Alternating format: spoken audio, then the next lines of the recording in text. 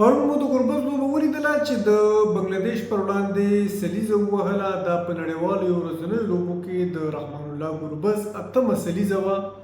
د افغانستان لپاره نوموړی یوازینی لوبغاړی دی چې دومره زیاتې سلیزې په یو ورځنیو لوبو کې وهلي دي. تر هغه مخکې محمد شهزادو چې په نړیوالو یو ورځنیو لوبو کې شپږ سلیزې وهلې وې او رحمان الله ګربز اته سلیزې ووهلې. دوه خبرې چې اوس د ګربز په اړه کېږي هغه یو دا ده چې په 22 کلنۍ کې رحمان الله ګربز چې دی هغه د کوینټن ډیکاک سره یوازینی هغسې تړلی لوبغاړی دی چې دواړو په 22 کلنۍ کې اته سریزې وهلي دي. په دې برخه کې هغه له سچن تندولکر او ویراټ کوهلي، بابر اعظم او داسې نورو مشهورو لوبغاړو نه مخکې چې په دومره کم عمر کې دومره زیاتې سریزې ووهلې. همداراز ګربز او شهاب چې دی هغه دوه کسان داسې دي چې مطلب کله ګربز ډیبیو کړی ده په نړیوالو یو ورځنیو لوبو کې، نو ګربز اته سلیزې وهلي دي د هغه وخت نه تر دې وخته پورې، او یوازې شهاب چې دی هغه اته سلیزې وهلي دي.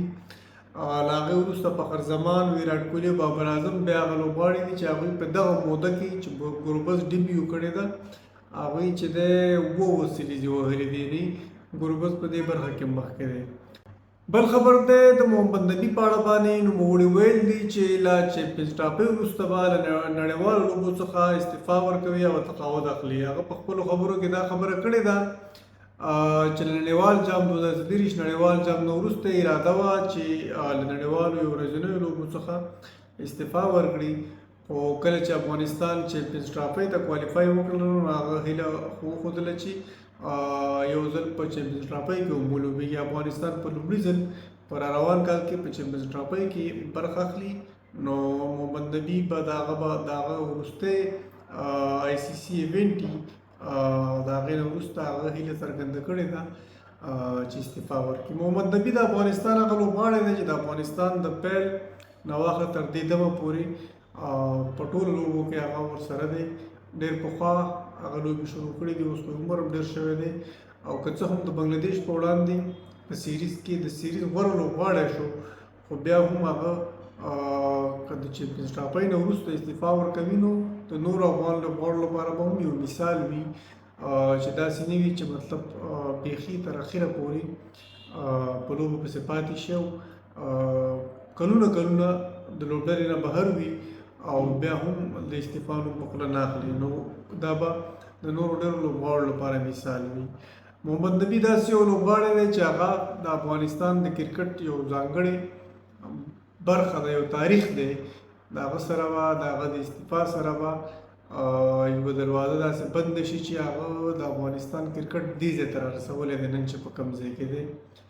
په هغه وخت کې محمد نبي د افغانستان د لوبډلې برخه و چې لا په ډیویژن سیالیو کې هم د افغانستان لوبډله نه وه.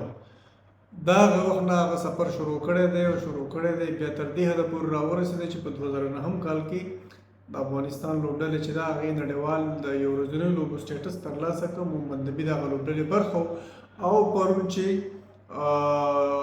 بنګلاديش ته یې لوبډلۍ کې ماتې ورکړله، محمد نبي د همدې لوبډلې برخه دی.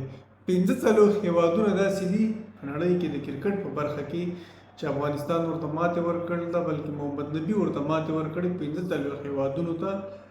دا هم د هغه په نوم باندې یو ریکارډ دی. څو ځلې د نړۍ غوره آلراونډر پاتې شوی دی، اوس هم بیخي د ځوانانو غوندې فټ لوبغاړی دی، او خدای دې وکړي چې چیمپیونز ټرافي کې هم ښه ولوبېږي، ښې لوبې وکړي، او راروانې کومې لوبې چې دي په هغې کې هم ښه وځلېږي، او په کرکټ په برخه کې بیا نور ځوانان وروزي او په نورو برخو کې ورته خدمت وکړي. یو بل خبره چې ده هغه د لنکا T20 سوپر لیګ ده. لیګونه بیخي زیات شو او نور هم دغه د ورځ تر بلې زیاتېږي.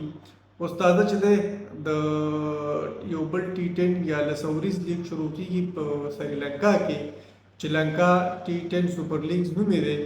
همداراز دا د دې نورو T10 لیګونو یو برخه دی، او دغه چې په نورو څو هېوادونو کې په ابوظبي کې په ځینې نورو ځایونو کې هم T10 لیګونه شروع کېږي. په دې کې چې بلې ورځې ډرافټ یا بولي ترسره شوله، 7 افغان لوبغاړي پکې واخیستل شو. 6 لوبډلې دي په لنکا T10 سوپر لیګ کې. شپږ لوبډلې دي، 10 ورځې به دوام کوي او د دسمبر په میاشت کې یعنې بله میاشت به لنکا T20 لیگ سوپر لیگ شروع کیږي. د دسمبر په 12مه نیټه به شروع کیږي او تر 22مه نیټه پورې به دوام کوي. 10 ورځې به شپږ لوبډلې دي پکې او 4 لوبډلو کې 7 افغان لوبغاړي لوبیږي چې پکې اغوستل شوي دي. د کوم افغان لوبغاړي چې په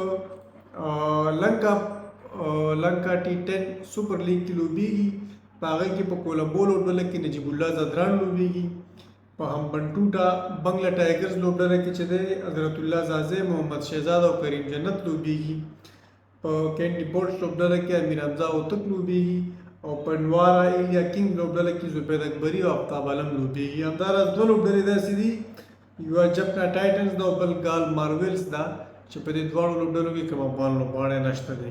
نو لیګونه چې څومره ډېرېږي د لوبغاړو لپاره ښه ده، لوبغاړي به پکې مصروفي پیسې به پکې ګټي. نو په دې کې هم 7 افغان لوبغاړي چې وي هغه به د دې لیګ برخه وي. همداراز افغانستان را روانې سیالۍ چې دي هغه د زیمبابوې سره دي. نو په هراره کې یو مکمل سیریز دی ورسره د ټیسټ یو ورځنۍ او شل اوریزو لوبو په اړه باندې. نو هیله ده چې د هغې په اړه بیا وخت په وخت نور معلومات به شریکوو. کور مو ودان چې ویډیو مې وکتله، نور مو په الله سپارم تر بلې ویډیو پورې.